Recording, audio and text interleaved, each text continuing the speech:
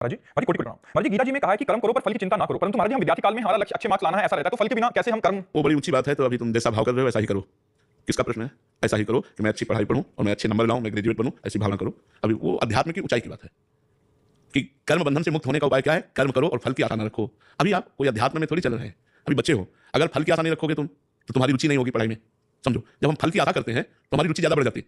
हम आशा करते हैं कि हमारे व्यापार में अच्छा लाभ हो, और अगर हम आशा ना करें तो इतना प्रयत्न व्यापार में क्यों करें? आप समझना। तो एक स्थिति आएगी जब आप इन सब बातों को प्राप्त करने के बाद भी अशांत होगे, तब आप प्रश्न करोगे कि अब मैं क्या करूं, क्योंकि अच्छी नौकरी है, रुपया भी मिलता है, परिवार भी सब है, फिर भी मेरा मन व्याकुल है। तब आपको अध्यात्म का रास्ता मिलेगा।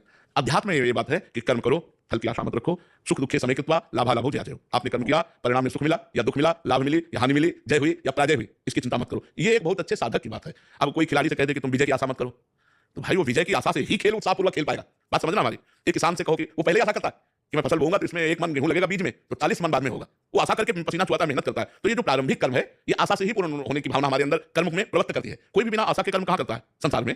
आशा तो हो जाती है ना, मैं ये करूंगा तो लगभग इतनी प्रॉफिट हो जाएगी, उसके फल की आशा करके ही वो कर्म में प्रवृत्त होता है।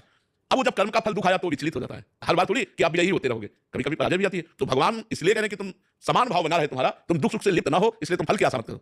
पर वो ऊंची बात है। अभी बच्चे हो तुम, खूब अच्छी आशा करो कि मैं ग्रेजुएट हूं, मैं अच्छे नंबर से पास हूं, मैं अमुक डिग्री प्राप्त करके अमुक नौकरी करूं, आशा रखो, जिससे तुम्हारे प्रयत्न में उत्साह रहेगा, तुम्हें कर्म करने में उत्साह रहेगा। वो तो योग है। अभी तो आप संसार के बच्चे हो, नाम जप करते रहो और खूब अच्छी पढ़ाई। हर व्यक्ति चाहता है, जैसे भजन करने वाला, मैं अच्छा भजन करूं, भगवान का अच्छा भक्त बन जाऊं, भगवान के चरणों का मुझे प्रेम प्राप्त हो, ऐसी आशा तो करता है ना।